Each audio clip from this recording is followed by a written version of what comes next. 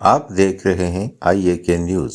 راولاکوٹ میں social welfare کے زیر اہتمام اسپیشل ایجوکیشن سینٹر میں زیر تعلیم 100 سے زائد معذور بچوں کا مستقبل خطرے میں پڑ گیا۔ والدین نے حکومت وقت سے ادارہ اعضاء کو مستقل کرنے کا مطالبہ کر دیا، ساتھ ہی مستقل نہ کیے جانے پر بھرپور احتجاج کی دھمکی بھی دے دی۔ محکمہ سوشل ویلفیئر کے زیر انتظام چلنے والا پنچ ڈویژن کا واحد ادارہ کا مستقبل شدید خطرے میں پڑ گیا۔ یہ سینٹر بے شمار مسائل کا شکار ہے۔ سٹاف گزشتہ 8 ماہ سے تنخواہیں نہ ملنے اور اپنے مستقبل کا تعین نہ ہونے کے باعث ادارہ چھوڑنے کی تیاریاں کر رہا ہے، جبکہ معذور اور مستحق بچوں کے والدین نے اپنے بچوں کے ہمراہ پریس کانفرنس سے خطاب کرتے ہوئے کہا کہ اگر حکومت نے ادارے کو مستقبل اور فعال نہ بنایا تو اپنے بچوں کے ہمراہ وزیر اعظم سیکریٹریٹ اور آزاد کشمیر قانون ساز اسمبلی کے سامنے دھرنا دینے پر مجبور ہوں گے۔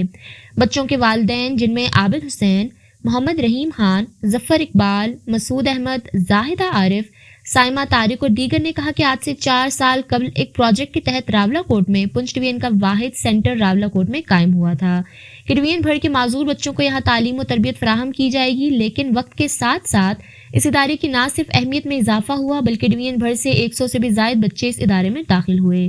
مستحق بچوں کے والدین نے متعلقہ حکام سے مطالبہ کیا ہے کہ نہ صرف ادارے کو توسیع دی جائے بلکہ اب سے نانول بنیادوں پر لائے جانے کے اقدامات بھی اٹھائے جائیں۔ دیکھتے رہیے IAK نیوز۔